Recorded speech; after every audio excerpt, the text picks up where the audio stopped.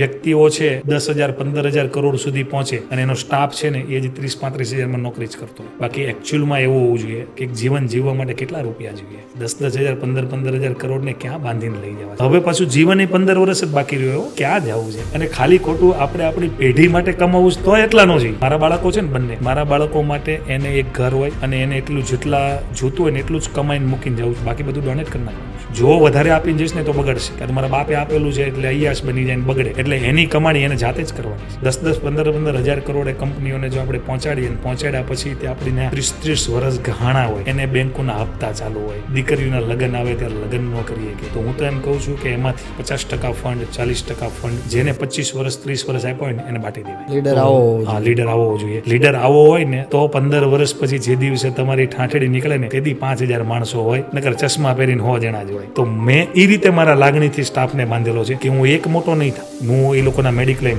એ લોકોના ઘરની અંદર દવાખાનું હોય, રાત્રે ફોન આવ્યો હોય, મારે એને 10,000 પગાર વાળો વ્યક્તિ મને એમ કે સાહેબ મારા ઘરે દવાખાનું ₹1,00,000 ઉપાડ જોઈએ એટલે મેં આપેલો છે. મારી પાસે નહીં હોય તો હું વ્યાજે લાવીને આપીશ, પણ મારી સાથે કામ કરેલો વ્યક્તિ જીવનમાં કોઈ દિવસ એવું ન થવું પડે કે મારો જે સાહેબ હતો ને એને મારું શોષણ કર્યું. હેલો દોસ્તો, જો હજી પણ તમે અમારી ચેનલને સબસ્ક્રાઇબ નથી કરી તો પ્લીઝ તમે અમારી ચેનલને સબસ્ક્રાઇબ કરવાનું નહીં ભૂલતા.